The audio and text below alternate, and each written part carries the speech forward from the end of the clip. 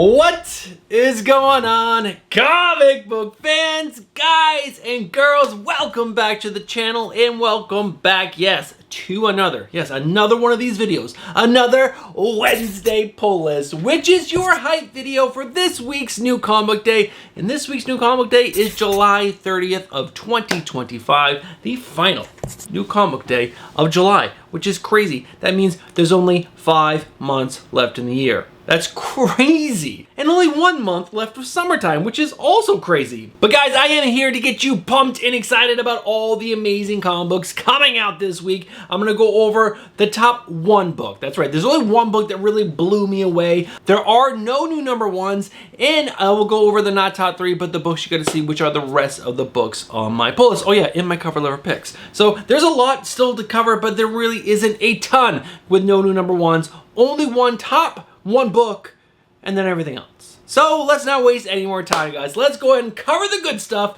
And we're gonna kick this off with checking out my pull list. All right, guys, as you guys can see, this was a tiny week for me. After having a 30+ book, I think it was 35 books on my pull list, at 27 and 28, only 14 books this week. It was so nice not to be stressed out about all the books I had to read over the weekend and everything. But these 14 books right here, they're small, they're blurry, you can't see what they are, so let me go ahead and throw them up on screen right now. Guys, there are a total of 14 books, like I said, on my pull list. There are no new number 1s. There's only 1 DC book, 4 Marvel books, and 9 indie titles. Now, I did read the previous issue to every single book you see on screen right here, so every one of these books could have made the top 1 list. That's right, there's only 1 book that blew my pants off. I don't know why I keep using that analogy, blowing my pants off. I guess something has to be really good to do that. But guys, this book really was. It was absolutely amazing. There are no new number 1s, so that means we can move right over to this number 1 book. The 1 book that I think you have to be picking up because the previous issues really were so good. So you're probably thinking to yourself, what could this book be? What book was so good that Bruce could only put this 1 book on the number 1 list? And guys, I gotta tell you, it's Ultimate Spider-Man issue number 19. Now, there's multiple reasons why this book was absolutely amazing. The creative team on this book is Jonathan Hickman as writer, and on this issue right here, we have the artist of Marco Cicchetto.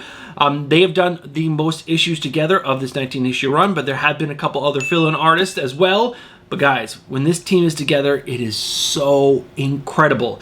Now, there was some big news, big news at last weekend's San Diego Comic-Con. I almost said New York, San Diego Comic-Con. There is a big appearance in this book, so make sure you guys are picking up yourself a copy of this book. And if you can pick up a couple others, probably not a bad idea. But also, this book is ending in issue number 24, which is like heartbreaking. It's truly heartbreaking. Now, there are going to be some ramifications for the whole Ultimate Universe after the Maker does come back, and who knows if some of these characters are going to be put over into the 616 universe.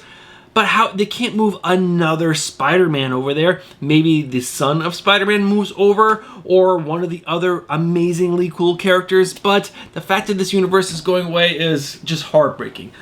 But with that said, you guys have to be reading this. This is an amazing story on so many levels. But I think one of the key components of this book that makes it so intriguing is the character development of the cast of characters in this book. There are so many cool and interesting characters that, yes, we do all know already. We know Uncle Ben. We know Jonah J. Jameson. We know Norman Osborn. But these versions of them are so different and so cool. And Uncle Ben's alive, and he's one of the most intriguing characters in this book. The fact that this is going away is just solely heart-crushing, and it's just the amount of feelings in every single issue was so great. There was a great moment in issue number 18A between Ben and Jonah J. Jameson and Mary Jane, because Ben and Jonah flew out to where they were because they're kind of in hiding, and they're basically going to babysit or help babysit the kids so Peter can go do, you know, the superhero thing. And it was just it was so cool. But Jonah and Ben are also, they started this paper on their own, and they've like, you know, gone against the men, and the Kingpin came to them and threatened them. And it's just, how are they such cool, interesting characters? They are that cool because of the storytelling of Jonathan Hickman, about the levity of the situations that they're put in, and it's just, it was so heavy, and they handle it so stoically, and it was just, oh, it was so good. Now, obviously, Peter Parker is amazing. He has a son, Richard Parker, and he's got a nanite-like suit, a black suit, so if you see the black suit on the cover, it's Richard in that black nanite suit, and it has an AI, and it talks to him, and it helps him battle and stuff. It's super cool. And Norman Osborn is just also the Green Goblin, and in the first like 15 or so issues, he was like that character who was trying to be a hero but was a little bit too mean and angry. But then there was this big moment in issue, like I think 16 or 17, where he realized he needs to be better, and it was like he's trying to do better. It was so cool. Oh, there's so much going on in all these issues. It's absolutely just fantastic. There's so much going on in this book, in this universe, and I don't know. I hope it doesn't end. I hope the fact that they said issue number 24 was the end, and the Maker's coming back, and then there's going to be a big event that's going to end the universe. I hope that's not true, because Jonathan Hickman is just, this universe is too good. At least the Spider-Man book. The Ultimates is okay. And I don't think I'm reading any of the other books. No, Ultimate Wolverine is also really, really good. But this book, guys, if you haven't read it at all, go read it. Enjoy it. It's one of the best superhero storytellings at Marvel, period.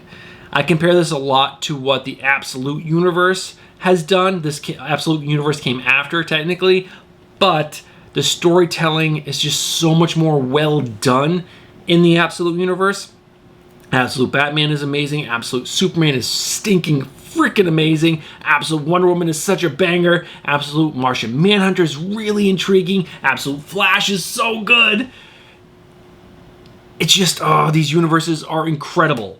Now, I don't think I have anything else to say. It's just, this book, I'm telling you guys, it is a banger. And it's the one book that, like I said, I am like over the moon excited about, to tell you guys about, that you have to pick it up.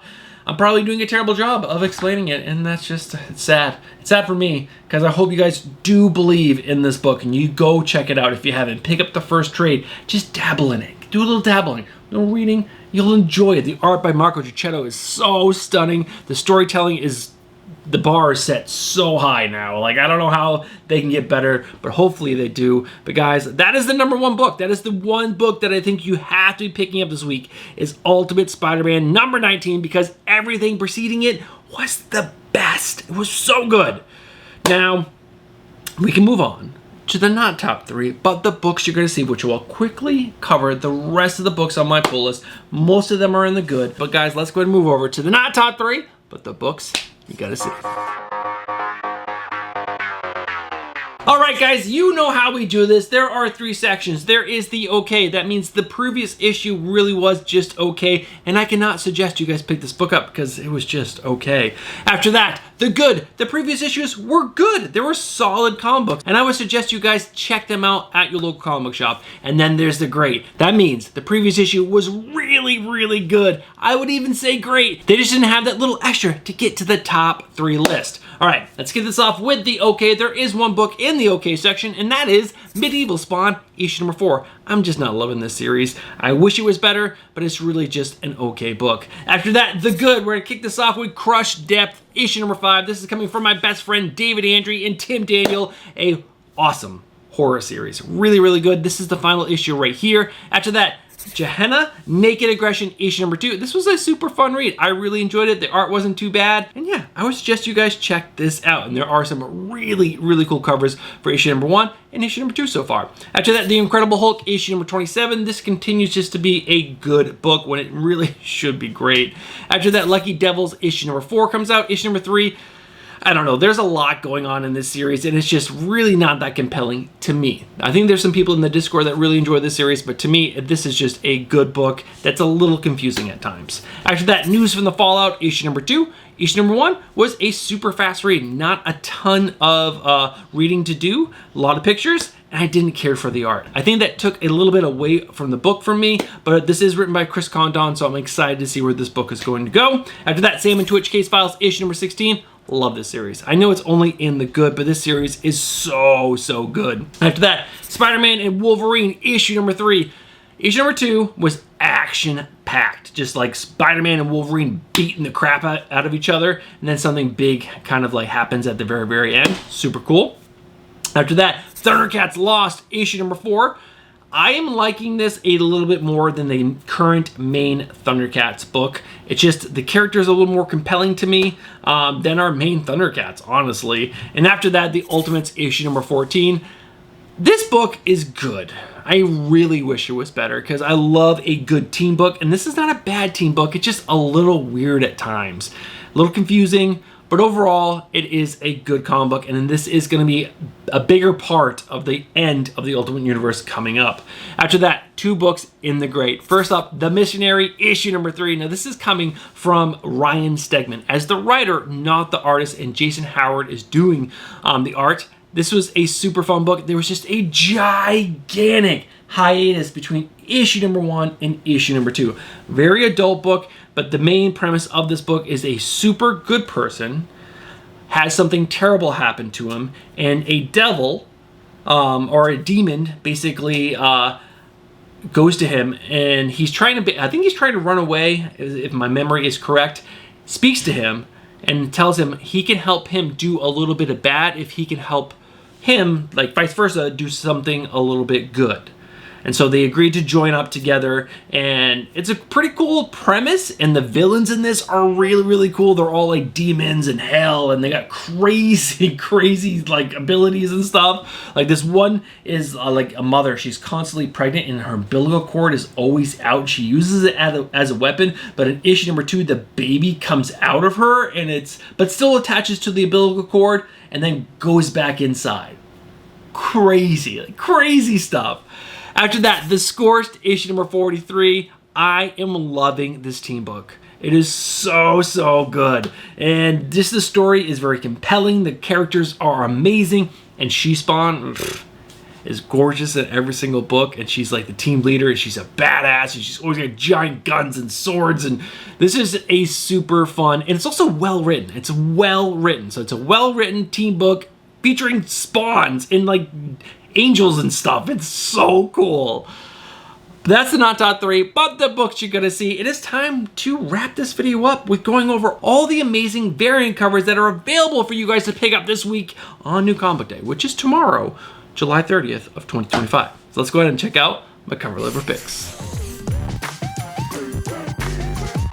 Alright guys, now this is a smaller week than normal. Like I said, my pull list is only 14 books. So there's not too many amazing books available. I don't know if they did that because last week, which San Diego Comic-Con, and now they didn't want to like have too much pressure for people coming back to run down to your local LCS, or maybe this is just how it worked out. But there aren't too many amazing covers compared to weeks past, which probably means the next few weeks are going to be insane, which is fine, but also sad because next week is Terrificon and I need to save money. But let's not worry about that right now. It's time to go over all the amazing variant covers available to you guys this week. And the first one up is Ultimate Spider-Man issue number 19 with the Mary Jane variant in the 1/100 Virgin ratio variant done by Gerard Perel. Amazing. Mary Jane looks absolutely gorgeous. And if you really look at this book, there are some really amazing details. Mary Jane has a little Spider-Man, like little guy, like dangly keychain thing on her bag.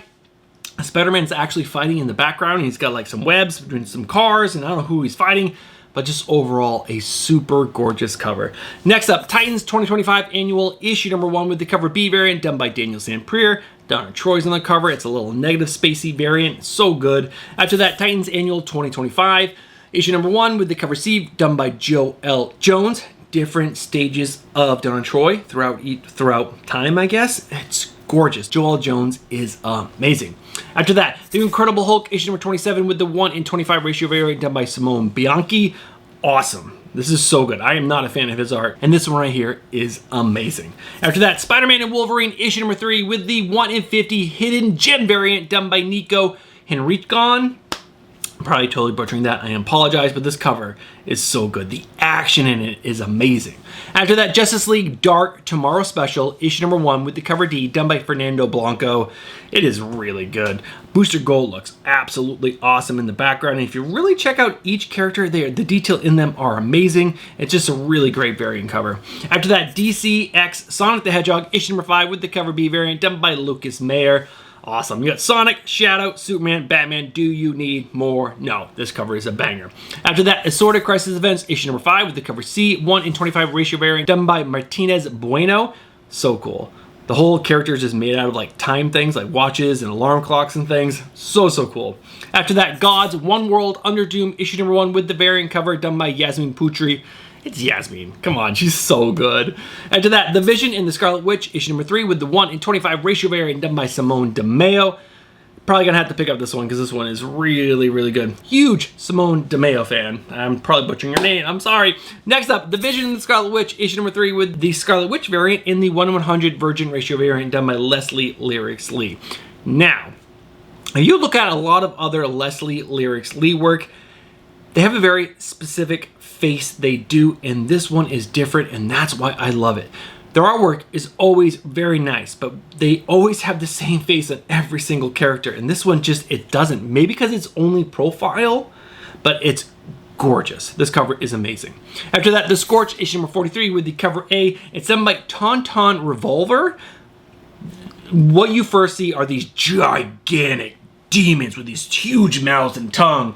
But then if you look down, there's She-Spawn right there. And if you look a little closer, man, that is one hell of a booty. That is really nice. I know, that's where my eyes focus, but that's okay. There's demons in it too if you're into that. I just like a good booty. After that, Medieval Spawn, issue number 4 with the cover B variant done by Cal New. Banger. Medieval Spawn looks freaking dope. After that, Sonic the Hedgehog, issue number 80 with the 1 in 25 ratio variant done by, I always pronounce this person's name wrong. Natalie Foundrain. I want to say it's Natalie Foundrain, featuring Sonic and some other character in the background, and it is just awesome. Next up, DC California Love, issue number 1 with the cover B variant done by Mercio Takara, featuring Supergirl. It's fantastic, but there is another cover for this. The cover C done by Mumad as Raw, featuring Power Girl. That is incredible. So good. Now, next up, Mark Spears Monsters, issue number 6 with the cover C, the cover F foil version, the cover G metal version variant done by Mark Spears. I might be missing a couple of the other variants available, but this Vampirella is absolutely incredible. I know you already pre-ordered some of these, but I probably need to go on and pre-order some more because this is just so good. After that is a really cool cover. Godzilla vs. America. This is the Boston issue number 1 with the cover A in the 1 in 50 black and white virgin ratio variant done by Hayden Sherman. I love that you can see the Citgo sign, which is called CityGo, because I'm sure there's some licensing issues there, and it's just a really cool cover. Now, the other one is the cover B in the 1 in 25 black and white virgin ratio variant done by Jesse Lonergan, and he's standing in Fenway Park. He's a big green monster. He's standing right next to the big green monster in Fenway Park. That is incredible. Also, the Sicko sign is there as well. And I didn't notice that he was in Fenway next to the green monster in my final order cutoff video, but someone pointed that out in the comments. So I gotta, give where credit's due, because that is just so cool. Now, next up is Heatseeker Exposed issue number 2 with the cover C in the cover H unique virgin blind bag variant done by Brow, I want to say it's pronounced. So that's 2 covers. Now, they say it's a virgin blind bag variant. Now, there are 5 other covers that have this girl in the same pose with different hair, different scenery in each one. Is that all part of the blind bag? I'm not 100% sure, because this one on screen right now is the cover C and cover H. But then League of Comic Geeks has the cover L and 5 different versions of the cover L. All are really cool. I'm not 100% sure how you collect the whole entire set, because this is just some gorgeous artwork. But that, Heatseeker Exposed issue number 2. And the final cover that I want to show you guys is Predator vs. Spider-Man issue number 1 with the 3rd print 1 in 25 virgin ratio variant done by Pepe Larraz. If this is not crazy expensive, I want it so bad because Pepe Larraz is such an amazing artist. This cover is an absolute banger. It's just, I don't know, I gotta save money for Terrificon, but I really want this cover. But guys, those are my cover lover picks, and that's gonna do it for today's video. That is it. Small new comic book day this week, but it's still awesome, filled with lots of good comics for you and me to be picking up this week. But that is the end of today's video, so let's go ahead and wrap this video up. Alright guys, we are at the end of today's video, and that means we're that much closer to Terrificon, and we're that much closer to also me going to see the Boston Red Sox versus the Houston Astros on Saturday with the family, which I'm absolutely stoked for. It's going to be such a good time. It's bringing my family to Fenway Park for the first time. I'm such a huge Red Sox fan. But if you guys have been watching from the beginning of this video all the way to this point in the video, you know what you guys are. But let me remind you anyways, you guys are legends. Now, if you guys look down right there, there's a little subscribe button. If it's not clicked, I just gotta say, what are you guys doing? Get yourself subscribed, hit that bell for notifications, and smash that like button. Alright guys, that's going to do it for this video. I'll be back on Thursday or Friday with my final order cutoff video, and that's going to do it for the week. Alright guys, you guys have a great new comic day, and I'll catch you guys in the next one. Peace.